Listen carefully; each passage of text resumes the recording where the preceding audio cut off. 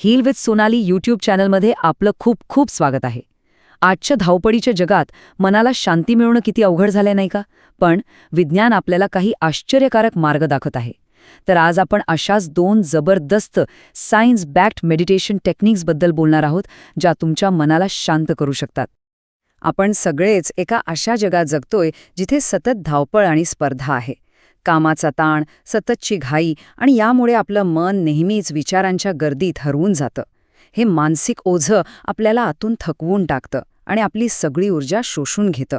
पण यातून बाहेर पडायचा काही मार्ग आहे का? हे वाक्य वाचून तुम्हालाही वाटेल की अरे, हे तर माझ्याचबद्दल आहे. आणि हीच तर खरी समस्या आहे ज्यावर आज आपण बोलणार आहोत. या सततच्या तणावाला सामोरं जाण्यासाठीच काही खास ध्यान पद्धती विकसित झाल्या आहेत. काय होईल जेव्हा हजारो वर्षांपूर्वीचं प्राचीन ज्ञान आणि आजचं लेटेस्ट न्यूरोसायन्स एकाच गोष्टीवर येऊन थांबतील? हे ऐकायलाच किती भारी वाटतं नाही का?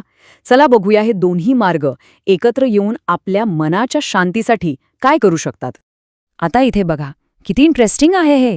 एका बाजूला आहे आपलं प्राचीन ज्ञान म्हणजे बौद्ध परंपरा, माइंडफुलनेसचं तत्वज्ञान, आणि दुसऱ्या बाजूला आजचं आधुनिक विज्ञान.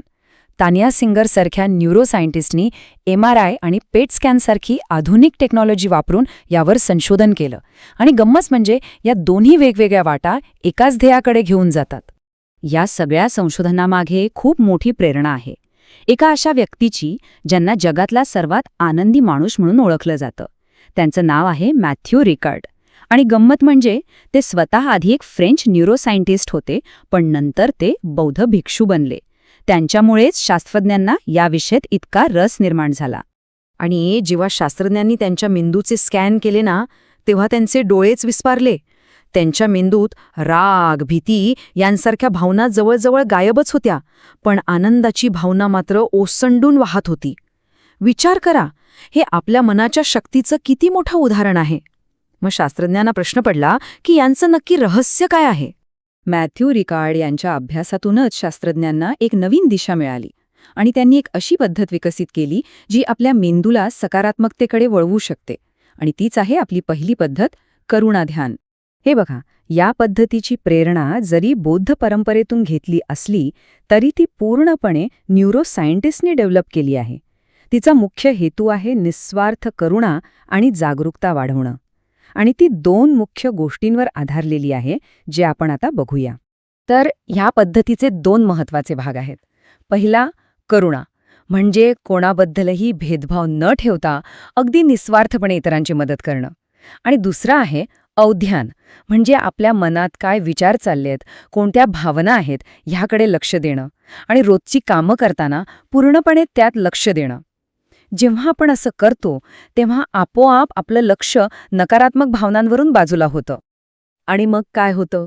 जेव्हा राग आणि लोभ यांसारख्या भावना दूर जातात तेव्हा मनाची जी मूळची आनंदी आणि समाधानी अवस्था आहे ती आपोआप समोर येते. हे झालं भावनिक संतुलनाबद्दल. पण मग शारीरिक आणि मानसिक थकव्याचं काय? त्यासाठी आपल्याकडे दुसरी पद्धत आहे. चला आता बघूया आपला दुसरा उपाय, सजग विश्रांती.